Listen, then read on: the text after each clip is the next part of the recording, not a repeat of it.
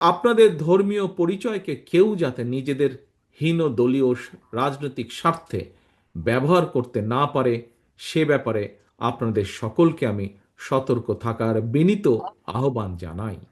আমরা অতীতে দেখেছি বিভিন্ন সময় দেশে যারা নিজেদেরকে সংখ্যালঘু সম্প্রদায় হিসাবে বিবেচনা করেন, সেই সম্প্রদায়ের উপর কিংবা তাদের ধর্মীয় স্থাপনা অথবা বাসা বাড়িতে হামলার ঘটনা ঘটেছে।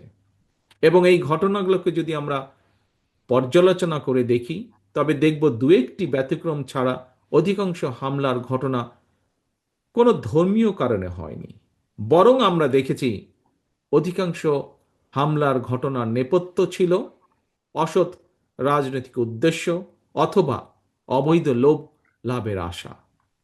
প্রিয় ভাই বোনেরা, যে কারণেই হোক না কেন ঘটনাগুলো, কোনো কারণেই যাতে করে কারো ওপর কোনো হামলা কিংবা অবিচার না হয়, সেটি নিশ্চিত করা রাষ্ট্র এবং সরকারের দায়িত্ব।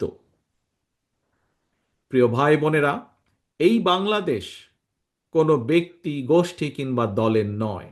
এই বাংলাদেশ আপনার, আমার, আপনাদের, আমাদের সবার। দল মত ধর্ম নির্বিশেষে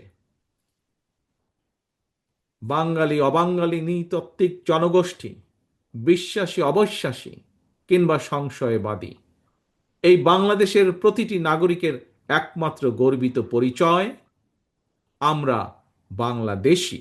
দেশের প্রত্যেকটি নাগরিক সকল ক্ষেত্রে দেশের আইন অনুযায়ী সমান অধিকার ভোগ করবেন। এটি বিএনপির নীতি, এটি বিএনপির রাজনীতি। রাষ্ট্র এবং সমাজে নিরাপদ বসবাস নিশ্চিত করতে কোনো দলীয় পরিচয় আবদ্ধ থাকা অবশ্যই জরুরি নয়। ধর্মীয় কিংবা রাজনৈতিক পরিচয় একজন নাগরিকের নিরাপত্তা নিশ্চিত করতে পারে না, কিন্তু একমাত্র গণতন্ত্র এবং আইনের শাসনই দল মত নির্বিশেষে প্রতিটি নাগরিকের নিরাপত্তা নিশ্চিত করতে পারে। বর্তমান এবং ভবিষ্যৎ বাংলাদেশের জন্য একটি নিরাপদ বাংলাদেশ প্রতিষ্ঠার জন্য আসন্ন জাতীয় নির্বাচন আমাদের সামনে একটি বিশাল বড় সুযোগ। সারা দেশে হিন্দু ধর্মাবলম্বী ভাই ও বোনদের দৃষ্টি আকর্ষণ করে বলতে চাই, আগামী নির্বাচনে বিএনপি আপনাদের সমর্থন এবং আপনাদের সক্রিয় সহযোগিতা চায়।